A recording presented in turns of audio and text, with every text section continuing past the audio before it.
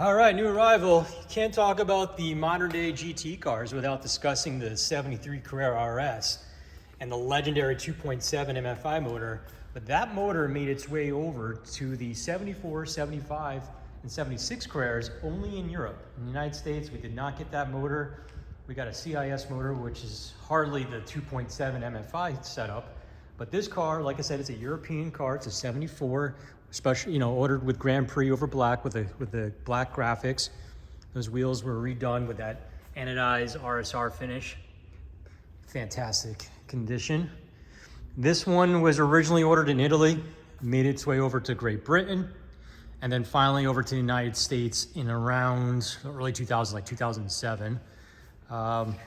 It was repainted in 2010. You can see it's a no sunroof car. Motor was redone in 2018 to factory spec. Again, it's that 2.7 with only 210 horsepower.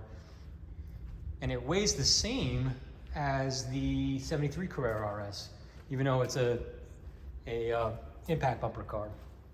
The interior is almost all original with the corduroy inserts, which is pretty cool. The door paneling in here, that was replaced at one point. It is a power window car, but all the gauges, you can see it's still in kilometers, which is very cool. The headliner is all original. And of course, the business end, the legendary 2.7 Carrera MFi motor. 210 horsepower, all the details are there, all the cadmium plating. And then you can see the ducktail.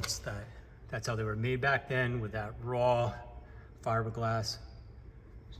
Very cool. So I have the documentation, some literature that goes along with the car, owner's manual. Again, 1974 Euro MFi car, Grand Prix white over black.